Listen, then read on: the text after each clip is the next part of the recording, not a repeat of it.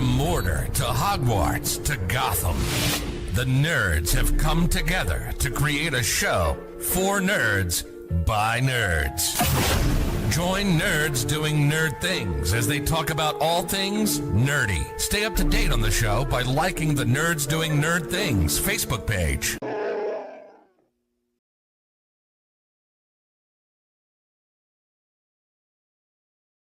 The name's Nukem, Duke Nukem, and you're watching the Nerds Doing Nerd Things podcast. I don't know why, but you are.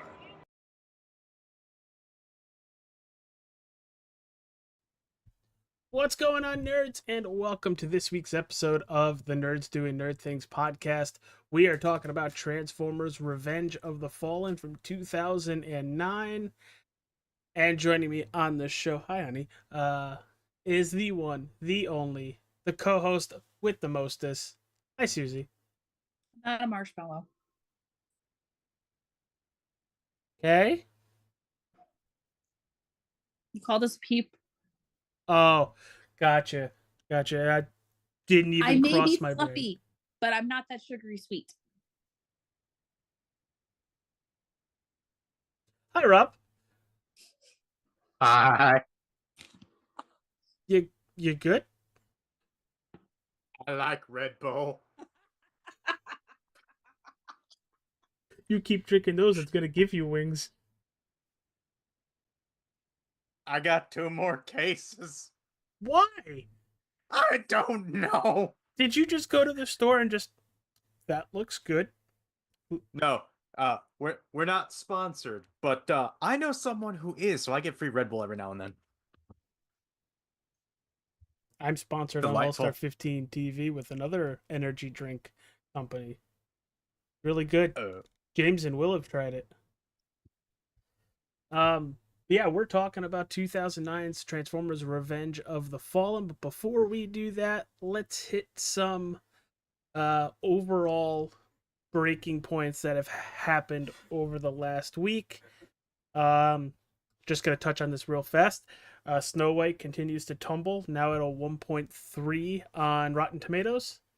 I don't even want to hear about Snow White at this point because that's all my TikTok feed is. But how about we talk about Marvel Entertainment with their gigantic news And they're drop? not done releasing. They are not done releasing their cast list. It's an ungodly amount of people. Mm-hmm. They released all of the big ones, but they have already said that they're not done. I'm a little scared.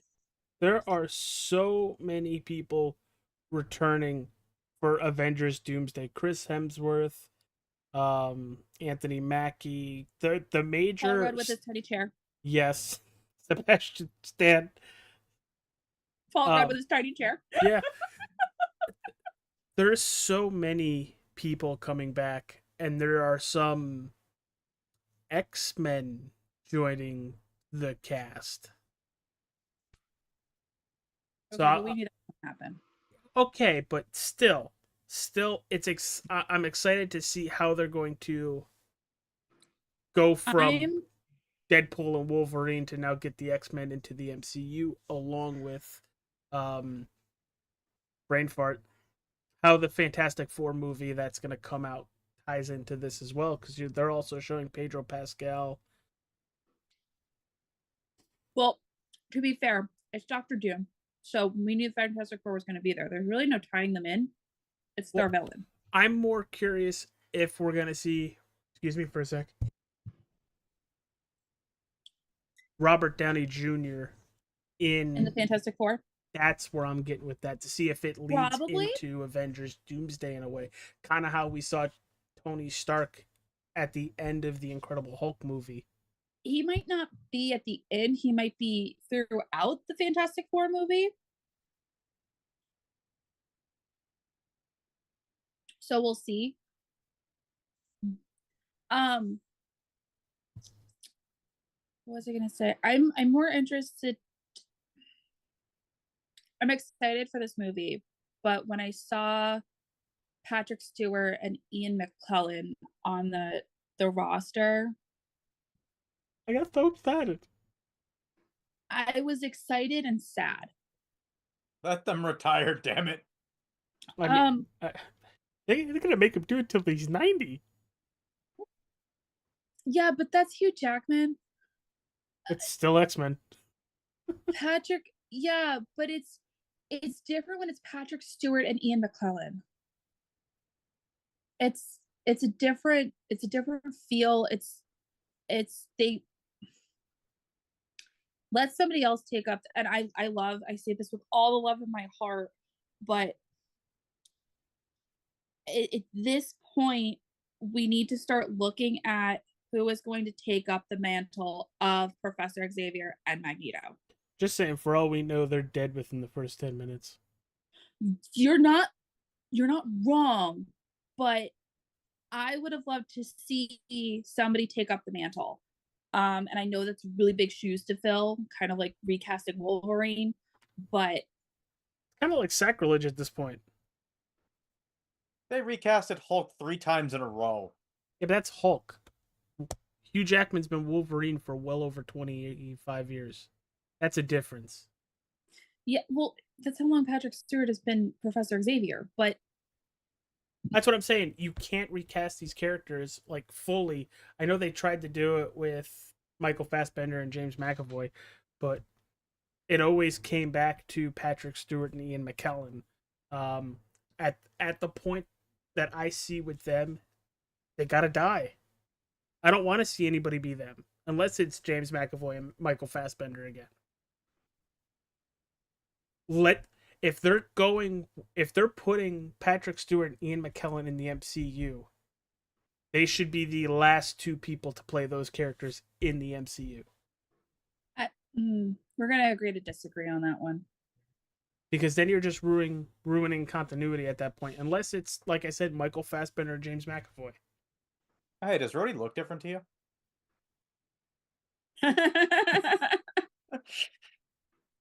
See, the way I look at it is unless they confirm that, I saw that Mystique is in this too. Yes. Not Not Jennifer Lawrence Mystique. No. But unless they confirm that the X-Men movies that we grew up with in the 2000s is part of this MCU, they could have gotten away with recasting Xavier, Magneto, Mystique, all of them. For all we know, watch them not be Professor X and They're going to be Magneto. they're going to be Professor X and Okay. Magneto. Who are you kidding? So go with me with this one. Robert Downey Jr. is not Iron Man, but he's going to play Victor Von Doom. What happens if Patrick Stewart's Magneto and Ian McKellen is Professor X? No. I'm sorry, who played Gandalf? No. I'm just saying. Well, there could be a little screwy going on. There could be, because I mean, we know that the timelines are. We know that the universes Multiverse. are messed up. So, I'm just saying they could have recasted them and gotten away with it. And I love Patrick Stewart. I love Ian McKellen. They will forever be my Professor Xavier and Magneto. But I was a little sad to see them on the cast list. Excited, but sad. Jessica just sent me a message saying Nicholas Hoult isn't returning as Beast makes her sad. I go, but we're getting Kelsey Grammer. Woo! I like I'm Kelsey Grammer. I'm excited for Kelsey Grammer. Yeah, Susie's excited for Kelsey Grammer. Kelsey Grammer was my favorite. I gave a woo. Oh yeah, Rob also gave a woo. Yeah. What? Frasier? Who's Frasier? You know who Frasier is? She said F. Frasier. Oh, no, F you! Hold on, Rob. Say it again? No. F you for not liking Frasier. Are you just gonna keep messaging me?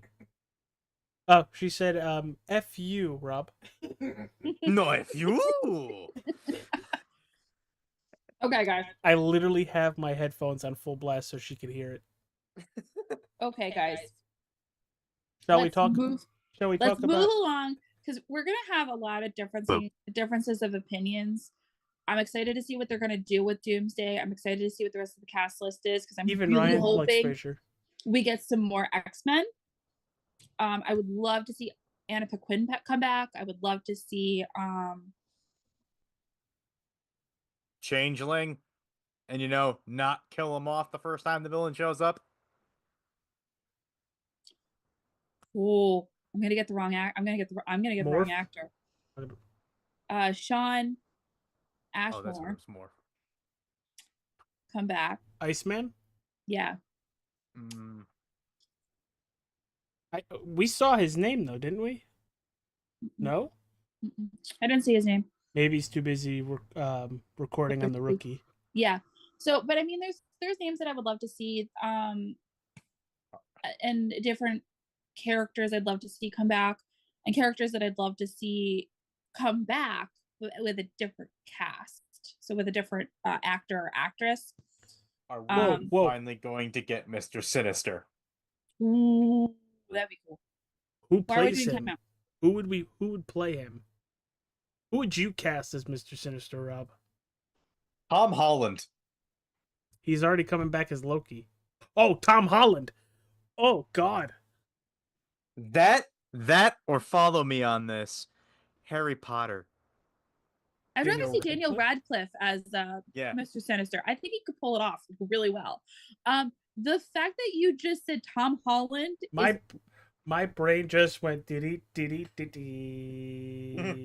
Come on, think about it. He has that like Victorian cut because he's English. I'm not talking about Tom Holland as Mr. Sinister, Rob. It was AJ's comment. Oh.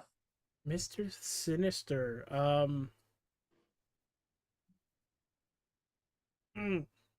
It's difficult for me just to.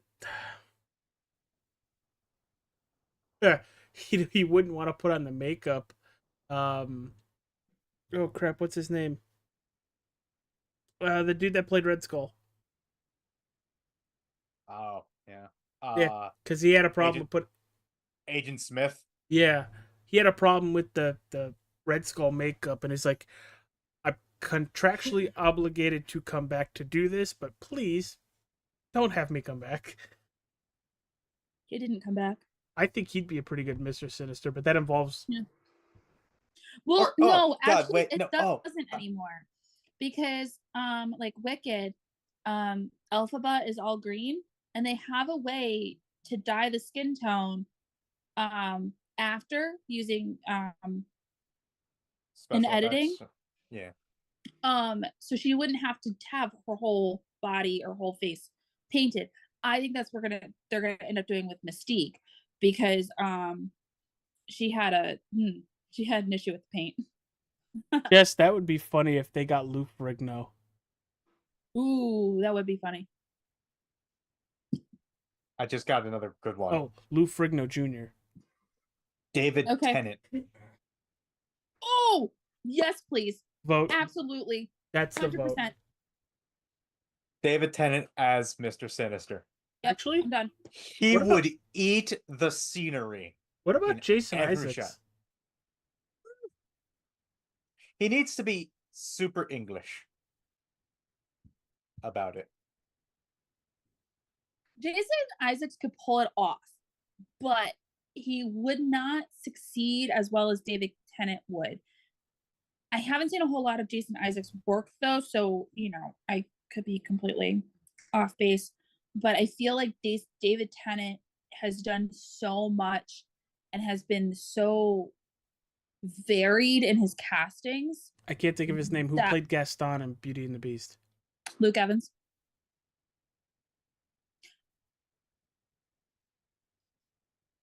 I'm just gonna go hide in a corner. The fact that I can pull that out of my freaking. I mean, you did love that movie. I did. I love that movie. I still love that movie. Okay. Anyway, do we want to keep talking about Marvel, or can we go on to topic number 2 before we get to I want to talk about robots. Hold on, before we talk about robots, we have a new series coming back Oh yes. in a couple weeks. Rob, feel free to also join us if you would like to. The Last of Us season 2 is starting in a couple weeks. We will be doing an immediate watch of it, and then right after it airs, join us right on the show. We're going to talk about that week's episode. You realize You that know, now I have like- to go get stuff to make boozy milkshakes. It's gonna be like The Talking Dead or Fear the Talking Dead. Yeah, but we're doing it. So that means we're not going to have any of the actors on. Sad. Sad. Don't worry. Put Susie in a wig and she'd be just the perfect Ellie. As You're long as about the I'm right height. as long as I'm not Joel. There it is. Cast Daniel Radcliffe and Elijah Wood, and have them switch occasionally without acknowledging it. The No. facts behind that, though. Did No. you just snort? Daniel Radcliffe needs to be playing Elijah Wood, and Elijah Wood needs to be playing Daniel Radcliffe. Hmm. Yeah, so The Last of Us, Susie, when's that first episode? I know is it April 6th? It's in April. It's essentially my birthday present from HBO. April 13th. See, I told you it's basically my birthday present. April 13th is a Sunday, which episodes, if they go by history, will start at 9 and end around 10. And then Mhm. right afterwards, within minutes, we start in a show talking about it and giving you guys our thoughts on the episode that just happened and where we think it's going to go. Because as you guys remember, 2 or 3 years ago, Susie watched the first 2 hours of gameplay. She got to a certain point. Mm-hmm. 4. For If shame. If anybody gets that reference, not sorry. Unless Troy Baker comes out of nowhere, just. But let's get to the bots. Transformers: Revenge of the Fallen came out June 24th, 2009, 150 minutes. This was a long movie. Had a budget right around 205 million, but brought home a massive 836.5 million. The reason why they keep making these movies. Money. Shia And, LaBeouf. We make the no. world go round, the world go round, the world go round. Once again, it was directed by Michael Bay, starring Shia LaBeouf, Megan Fox, Josh Duhamel, Tyrese Gibson, and a lot of music from Linkin Park. A lot of music by Linkin Park. Across this new divide. Fades to Black, directed by Michael Bay.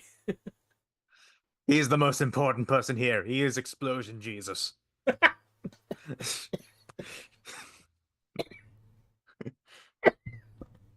Look at the screen. Look at the screen. Look at the screen and stop thinking.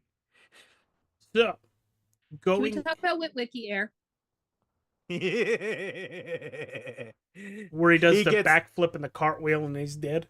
No, throughout this entire movie, he gets the most airtime. Think about it. He is flying his ass over tea kettle everywhere. Yeah. That poor stunt double got yeeted. Hope he got compensated for it. Well, he got paid. Especially that one where he landed on top of the bolt on the platform. If you notice, when Megatron first flips him, Yep. he lands on that pad, but there's a bolt sticking up. His back hits that bolt. So let's get into this by starting from where the first movie left off. Sam Witwicky's now going to college, trying to separate himself from his parents and the other Transformers, while the Decepticons are looking for the Matrix of Leadership. leadership. Thank you. Cool. So immediately going into it, I thought it was like, all right, less Sam. I like it. Cool. Wrong. But holy crap, was that Secretary of whatever to President Obama a dick? Secretary of Defense, I think. What a hole. Basically telling the Autobots, though, this is your fight. We don't want to hear GTFO. But Rob, what were your thoughts going into this movie, and how has it stood up from the last 15 years? All right. So going into this movie, the first time when I watched it, I was very excited because I loved the first movie. Going into the second one, also very excited. I noticed aging in some of the CGI scenes. Oh, we'll talk about how this movie pissed me off. Yeah, some of the bot fights didn't look as good as they could be. Mm. I could definitely feel a lot of the special effects budget went more into the explosions. So, Kaboom, kaboom, kaboom. yeah. But it's watchable. Mm. I remember this being my favorite of the Transformers movies, directed by Michael Bay. I think I'll have to knock that down to second over the first one. Like the Shia LaBeouf first one, or Yeah, the Shia LaBeouf first one. oh, okay. Transformers 1 is still top of the tier list. Yeah. So my full sorry to cut you off, Rob. My full issue with this movie: good story, a lot of action, never felt bored, but there were a lot of scenes where I couldn't see anything at all, and I had my brightness all the way up, very very dark. Especially when they're up by the U.S. satellite in space and they're doing all that talking between Megatron and Soundwave, I believe. was it no the other Prime, the evil Prime. The Fallen. Yeah, I believe that was Megatronus, but I'm not sure. I couldn't see anything at all. It bothered the hell out of me. But yet most of the stuff that we had on Earth. What's up, Suze? I was gonna tell you that were you watching this on your phone? Yes. Okay, so this is like the Godzilla movie where you can't watch this on your phone. You have to watch it on a TV screen. Okay, but to be fair, I also watched Godzilla and Kong on my TV. Still Kong's not as sucked. bad. Yeah, Kong's not as bad. Godzilla gets improved with the 4K, but like the dark scenes that you're talking about, I watched this last night. I didn't have an issue seeing any of it. What I feel like what would have had to have happened was I'd have to watch this movie on a TV at night with all the lights off for me to be able to see something, or everything. No, fair enough. You shouldn't have to do that. You should be able to see what's going on unless it's intentionally. Okay. To be fair, there is no movie that will ever be worse than Batman v Superman. That. And you will never change my opinion on that. You're perfectly correct. Thankfully, most of this movie takes place in a desert. Yeah. Where it's very, very bright. Mm-hmm. A lot of sand. So where AJ had the issue with the brightness and the everything else, I had the issue of they took the budget that they could have used for awesomeness and applied it to explosions. You're 100% right, though. This is my favorite Transformers. I say that right now. I say it's my favorite. of the the set we're watching, it's my favorite Shia LaBeouf section. The Witwicky trilogy, because the next movie is his last one. Yeah, right so this there. is my favorite out of the Witwicky trilogy. I love explosions. Don't get me wrong, I love me some explosions, but I don't feel like a movie should ever have to sacrifice effects. Not story, but like the robots just they look better in the first film. I don't know how to explain it. But like they definitely took budget where they should have put budget and put it towards explosions, and that really annoyed me. I mean, come on, the Springbot looked good. That it did. Doing, doing, doing. Is that the one that they put in the magazine carrier? No. It's the one that Bumblebee bodies. Oh, okay. I did like the smaller bots in this movie because I did find the mini-cons, yeah. The mini-cons to be kind of funny, especially when Megan Fox's character just melts that dude's eye. Oh, yo, my eye! Hey, yo! Stop! So I love. Did you like the 2D one? Mm-hmm. That was wild. Yeah. So the one that Megan Fox burns the eye, he was designed for comedic relief. It worked. It very much worked for me.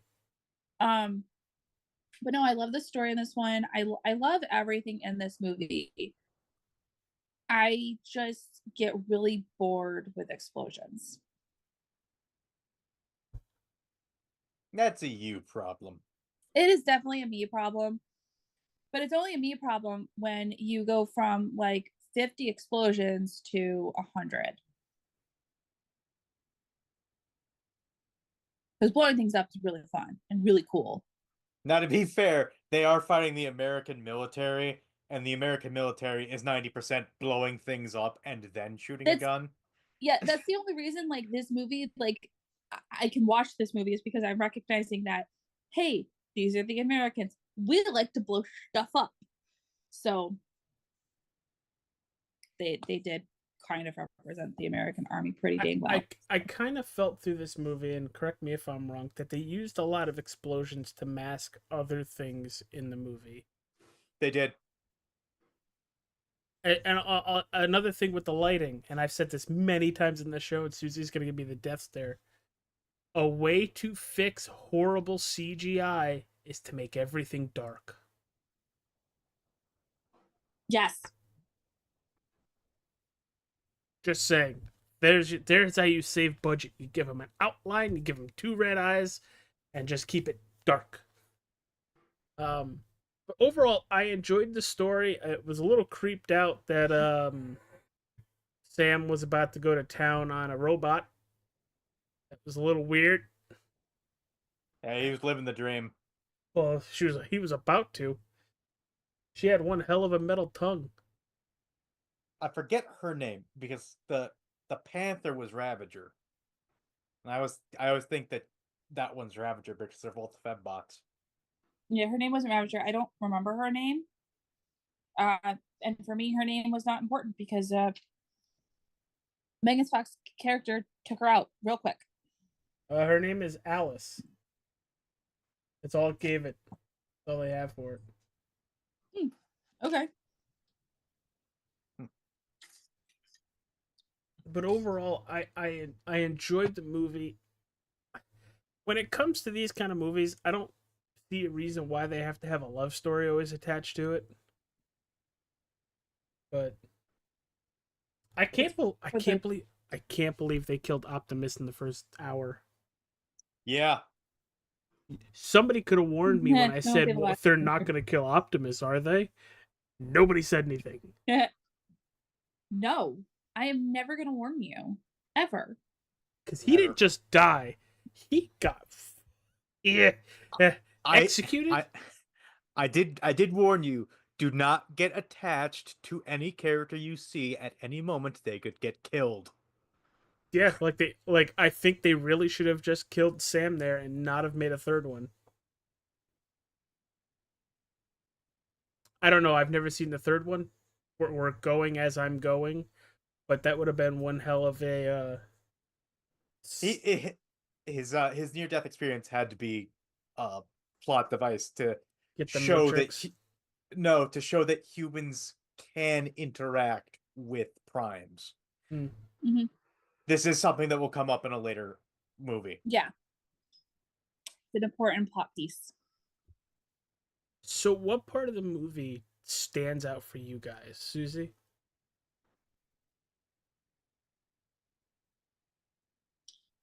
For me, it's two. Um, and it's Sam meeting with the primes, but it's also Sam's determination to figure out how to revive Optimus Prime. Because a big part of this movie is, can we trust the Transformers? Can we, believe what they're telling us? Can we trust? Like, it's a big trust movie, and Sam does something that's completely unprecedented in something that nobody else understands. Mhm. And he's trusting that Optimus will save them. So he's figuring out a way to bring them back.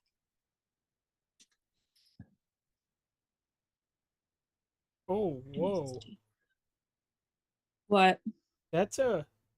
I wasn't expecting to see that. What? Clive Reeville, who played Alfred in the Batman animated series from the 90s, just passed away.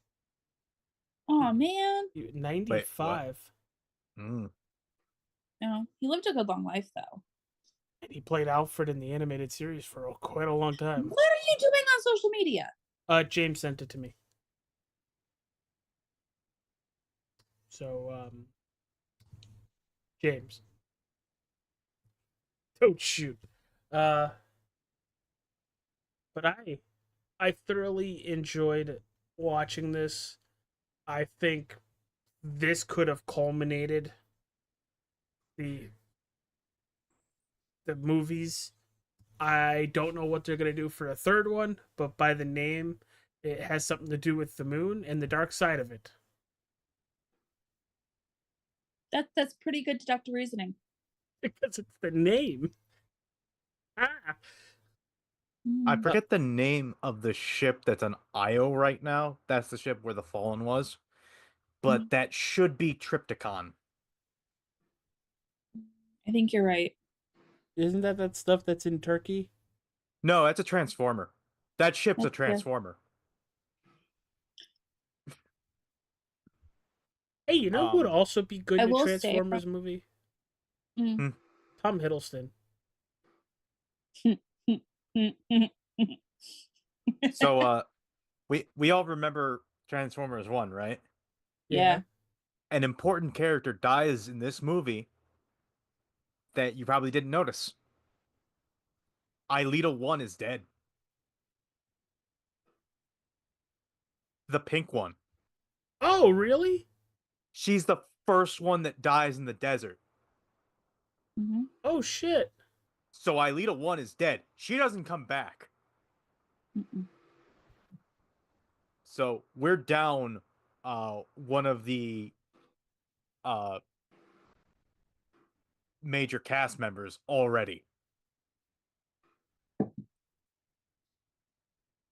So RC is still alive. She's one of the other ones, and she has a special ability. She could split herself into multiple bots. It's really cool. Hence the RC twins. Yeah, Mhm. she's two different Transformers. Same mind, she's just controlling two bodies. Eventually she'll be able to control three. Mhm. But yeah, Ileeta 1 is dead. So we've already lost one of the main cast members already Wow. from Transformers 1. I didn't even recognize that. Rob, what did you think about them on Earth back before the Those prime forms were weird. like you knew where I was I going with that. I'm pyramid. used. Yeah, I mean, come on, you couldn't have picked. They couldn't have picked up energy readings from that over the course of what the last 100 years of advanced technology you've had. Um, but this this one was strange. Some of the stuff. Uh, I don't think we've gotten a conclusion to the stuff in Witwicky's head. That was weird. Yeah, I mean, when he killed Megatron with the Allspark, it went into him. It wasn't the energy. I do believe the energy went somewhere else, but He just got the information. yeah. The repository of information went into his head. That's it. That's what he got. I did find it funny how he's in astronomy and he's just Straight up having a stroke or something. yeah. Basically, put your hand down. Put your hand down. Put your hand down. So, final thoughts for the movie, unless there's other stuff you guys want to hit on. Where would you put this in the ranking of what we've seen so far? Suze? I asked the hard questions. It's fine. 3. What's above it? Something you haven't seen yet. But I asked from what we've seen. Don't be a Susie and change my question. It's Transformers still be, 1 and the first Transformers, and then this movie. so this would be a 2. But don't forget we saw Bumblebee too. Ah.